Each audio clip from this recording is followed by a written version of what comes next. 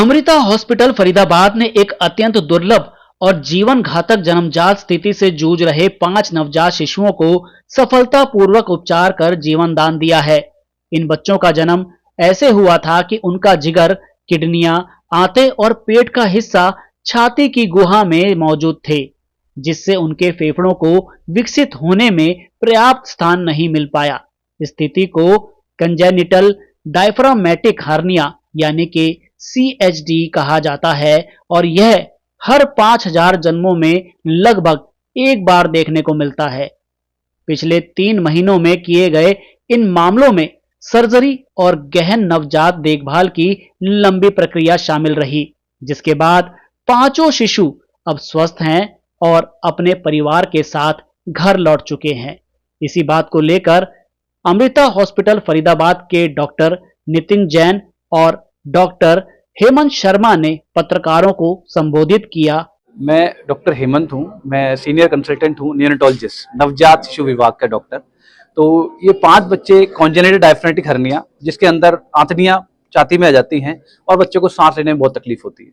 अगर ट्रीट ना करा जाए, इलाज ना कराया जाए तो कुछ घंटे के अंदर, कुछ दिनों के अंदर ये बच्चे एक्सपायर हो जाते हैं, मर जाते हैं। अभी क्योंकि ट्रीटमेंट इतनी अच्छी हो गई है, इन छोटे बच्चों की सर्जरी होने लगी है तो आउटकम अच्छे होने लगे हैं। तो हाँ, ये इसके अंदर 2 आदमी की जरूरत होती है, एक तो नियोनेटोलॉजिस्ट और एक सर्जन। हमारा काम है कि बच्चे को स्टेबलाइज करना, क्योंकि फेफड़े अच्छे बने नहीं हैं, पेट ऊपर आ गया है तो बच्चों के फेफड़ों के अंदर ब्लड नहीं जा पाता है, जिसके कहते हैं पल्मोनरी हाइपरटेंशन। मतलब बच्चों के नस का प्रेशर बहुत बढ़ जाना, जिसके लिए उन बच्चों को वेंटिलेटर रखना पड़ता है। एक सिल्डेनाफिल, जिसको वाइग्रा बोलते हैं, वो दवाई देनी पड़ती है। और सिर्फ रेजिडेंट केसेस में, जहां बहुत डिफिकल्ट होता है, वहां पर लाफिंग गैस, जिसको इनहेल नाइट्रिक ऑक्साइड कहते हैं, वो देनी पड़ती है। और जब ये और इसके साथ में बच्चों का बीपी भी बहुत कम हो रहा होता है, तो बीपी बढ़ाने की भी दवाई देनी पड़ती है। जब ये स्टेबलाइज हो जाते हैं, then surgeon comes into picture. Surgeon ये, क्योंकि बहुत छोटे बच्चे हैं, सर्जरी बहुत कॉम्प्लिकेटेड होती है। सर्जरी के बाद क्योंकि आंतड़ों को नीचे लाना है और उसके बाद फिर ये वेंटिलेटर पर रहते हैं, और इन बच्चों को दूध पिलाना बहुत मुश्किल रहता है, क्योंकि आंतड़ियां हिली हैं। किसी की भी आंतड़ी को सर्जरी करेंगे तो इतना आसान नहीं रहता। तो ये इसको हफ्ता 10 दिन, कई बार 15 डेज भी लग जाते हैं। बट अगर ये ट्रीट हो जाए, सही टाइम पे ट्रीट हो, तो इनका आउटकम बहुत अच्छा रहता है। And these babies do magnificently well, बहुत अच्छा करते हैं और जिंदगी में जैसे आप लोग, हम लोग रहते हैं, ऐसे रहते हैं। इसका सर्वाइवल रेट कितना है? सर्वाइवल डिपेंड की कितना सिक था। अगर वो पूरा ऊपर चढ़ा हुआ है, राइट साइड का है, बहुत बड़ा डिफेक्ट है, बहुत छोटा बच्चा है, या पल्मोनरी हाइपरटेंशन बहुत सीवियर है, तो survival can be very low also. But average survival हम 80% बोल रहे हैं, depending on the expertise of surgeon and neonatal care. ठीक है, I welcome you all in our Amrita hospital Faridabad. मैं डॉक्टर नितिन जैन हूँ, मैं सीनियर कंसल्टेंट और विभाग का अध्यक्ष हूँ, और मैं जो नवजात शिशुओं की सर्जरी और शल्य चिकित्सा का काम है वो मैं संभालता हूँ। तो पिछले 3 से 3.5 महीने में हमने 5 बच्चे जिनको कंजेनिटल डायफ्रामेटिक हर्निया का प्रॉब्लम था, वो हमने ऑपरेट और ट्रीट किया है।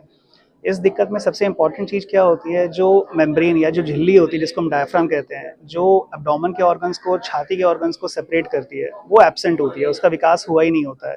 तो जिसके कारण प्रॉब्लम क्या होती है, जो पेट के अंग होते हैं, जो पेट के ऑर्गन्स हैं, जैसे छोटी आंत, बड़ी आंत, लिवर, स्प्लीन, पेट, किडनी, तो ये सारे छाती में पहुंच जाते हैं। छाती में पहुंच जाते हैं तो क्या करते हैं, छाती में तो फेफड़ा होता है, उसके विकास को रोकते हैं, उसके फूलने को रोकते हैं। क्योंकि फेफड़ा गर्भावस्था के दौरान फूलता ही नहीं है, तो ये जो धमनियाँ होती हैं फेफड़े की, उनको भी अफेक्ट करता है। तो एक साइड के लंग के डेवलपमेंट को तो अफेक्ट करता ही है, दूसरे साइड के लंग के डेवलपमेंट को भी अफेक्ट करता है। तो जब बच्चा पैदा हो जाता है, प्रॉब्लम्स एक्चुअली तब ज़्यादा स्टार्ट होते हैं जब फेफड़ा फूल ही नहीं पाता है, साथ ही साथ में धमनियों और शिराओं की प्रॉब्लम भी होती है, तो पल्मोनरी हाइपरटेंशन भी डेवलप हो जाता है और बच्चे को सांस में लेने में तकलीफ भी स्टार्ट हो जाती है। अब अगर ये माइल्ड वैरायटी का है तो मैक्सिमम केसेस में पता नहीं चलता है और निमोनिया को डायग्नोस करके उसका मिस ट्रीटमेंट होता रहता है। अगर ये मॉडरेट टू सीवियर वैरायटी का है तो बहुत सारे बच्चे एक टर्शरी केयर सेंटर तक आ ही नहीं पाते हैं, वो पहले ही अपना दम तोड़ देते हैं। तो it is very important to have a facility of neonatology and paediatric surgery for a betterment of care. तो जब ये बच्चे हमारे पास आए तो नियोनेटोलॉजी ने सबसे पहले इनको देखा, कुछ बच्चों में वेंटिलेटर पर रखने का ज़रूरत पड़ा, कुछ बच्चों में दवाइयाँ स्टार्ट करने का ज़रूरत पड़ा जो कि पल्मोनरी हाइपरटेंशन को कम करते हैं। जब बच्चे थोड़ा स्टेबलाइज हो गए तब काम आता है शल्य चिकित्सा का और सर्जरी का, और इनमें सर्जरी बहुत ही कॉम्प्लेक्स सर्जरी रहता है। कुछ केसेस में हमें डायफ्राम को बनाना पड़ता है लोकल टिश्यूज़ को लेके, या कुछ केसेस में हमें दूसरे अंगों के मेम्ब्रेन्स को या झिल्ली को लेके उसको बनाना पड़ता है। जैसे इसमें हमने 2 से 3 बच्चों में किडनी के जेरोटास फेशिया को लेके डायफ्राम को बनाया। एक केस में राइट साइड का सीडीएच था जिसमें लीवर कंटेंट था, जो कि एक बहुत ही इंपॉर्टेंट प्रोग्नोस्टिक फैक्टर होता है।